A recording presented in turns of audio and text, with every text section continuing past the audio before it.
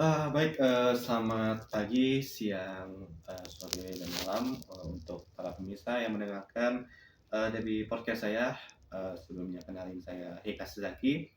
biasanya dipanggil Jeki, bisa dipanggil Heka juga, bebas mau panggil apa. Di sini saya sebenarnya tujuannya, asik ya, mau buat tentang apa, podcast tentang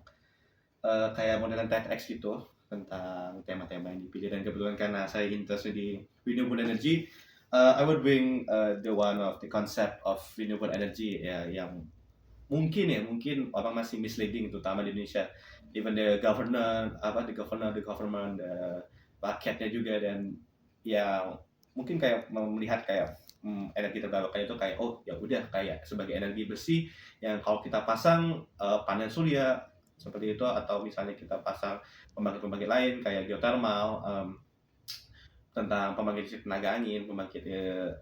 listrik biogas, biomasa dan sebagainya, itu adalah kayak oh ya udah kayak tinggal pasang, it will be a renewable energy system will be in Indonesia. Jadi itu yang membuat adanya saya terpincut ya untuk kayak membuat suatu video ini, bahwa there's a one misleading about the renewable energy konsep dan understanding in Indonesia. Bagaimana orang itu memandang renewable energy. Baiklah, singkat saja, dari renewable energy itu sendiri yang jadi miskonsepsi pertama itu dari yang bisa teman-teman lihat di ada Institute for Energy Economics and Financial Analysis. Jadi sebenarnya renewable energy itu mempunyai apa ya, having a good year, punya masa yang bagus ketimbang yang energi fosil yang teman-teman tahu ya, yang teman-teman sudah baca bahwa energi terbarukan itu kemungkinan itu ada dua dibanding energi fosil yang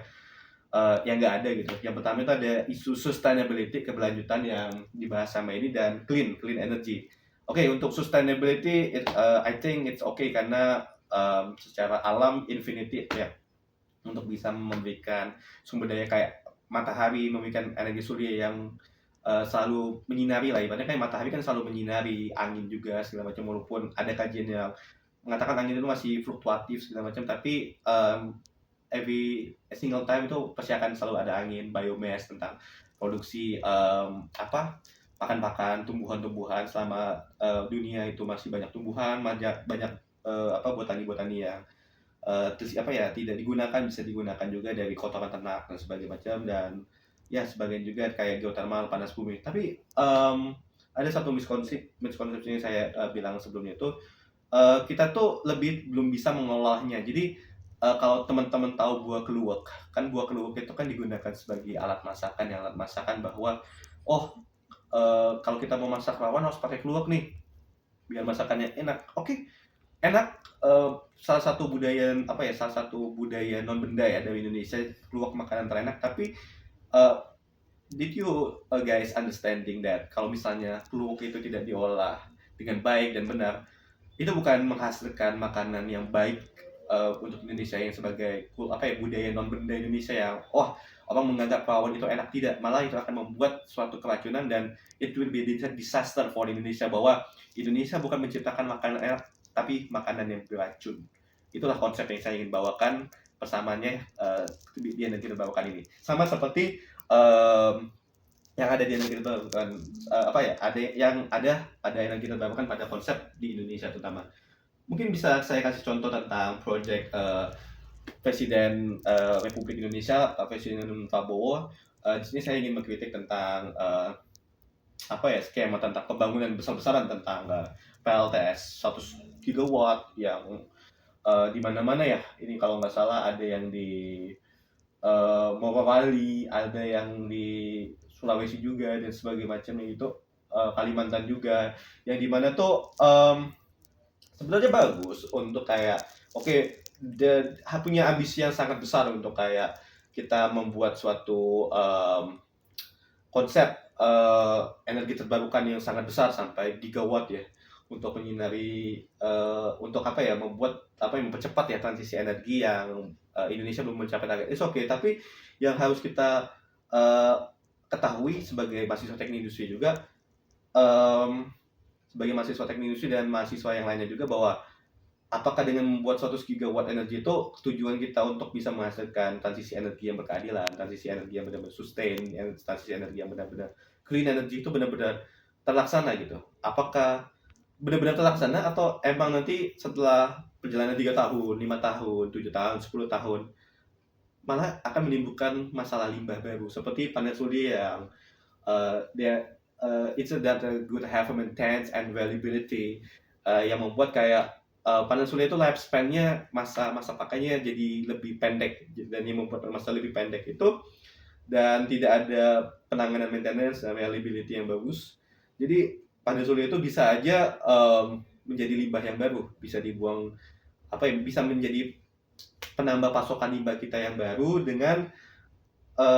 panel surya itu ya tidak bisa digunakan lagi karena pertama kita tidak ada pemurnian silikon di panel di Indonesia industri pemurnian silikon yang tentunya sangat penting untuk kayak kalau kita mau buat tentang panel surya segala macam apalagi yang secara masif dan gede itu yang menjadi topik permasalahan yang kayak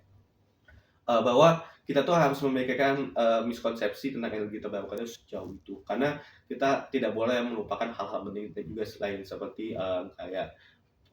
circular ekonomi yang kayak misalnya kayak panel surya tadi yang saya katakan limbahnya bisa menjadi penambah pasokan limbah dan sebagainya. Untuk dan segi safety juga kayak geothermal juga sebentar. Geothermal percepat project di sini saya ada baca tentang jika kurang tahu perusahaannya tapi ya lebih ke kayak salah satu perusahaan geothermal juga menggelontorkan pinjaman ratusan juta dolar percepat proyek panas bumi di USD Bengkulu. Oke, it's good. Kita bangun geothermal juga tentang salah satunya geothermal adalah energi terbarukan juga yang tidak bisa kita pungkiri. Tapi ya salah satunya saya ingin katakan itu seperti buah keluak. Saya pernah mendengar kabar bahwa di suatu daerah di mana saya lupa site di suatu site di Jawa ya, di mana geothermal itu pernah membunuh ada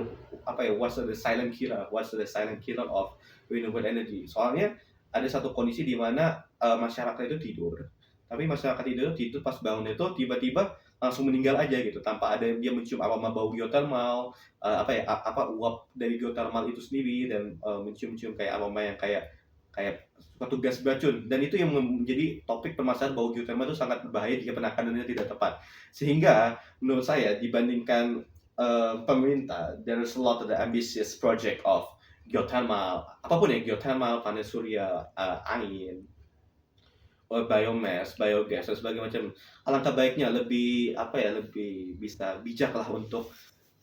menggunakan suatu metode kita untuk memastikan suatu studi kelayakan pada proyek itu benar-benar layak. Sesederhana kayak misalnya kayak geothermal proyek-proyek geothermal yang lama itu kita harus benar-benar perhatikan aspek dari maintenance, reliability yang membuat kayak kasus-kasus yang sebelumnya kayak yang saya katakan kayak geothermal yang memakan nyawa masyarakat yang tiba-tiba tidur dan dia bangun itu tidak bernyawa lagi itu bisa kita bukan kurangin tapi kita hentikan dan sebagainya macamnya seperti panel surya juga yang dimana kalau misalnya geothermal sudah kelewat ya eventnya kayak misalnya kalau sudah manusia meninggal sudah tidak bisa hidup lagi tapi ya itu ada suatu trauma berat yang membuat kita harus berpikir kita harus memikirkan bahwa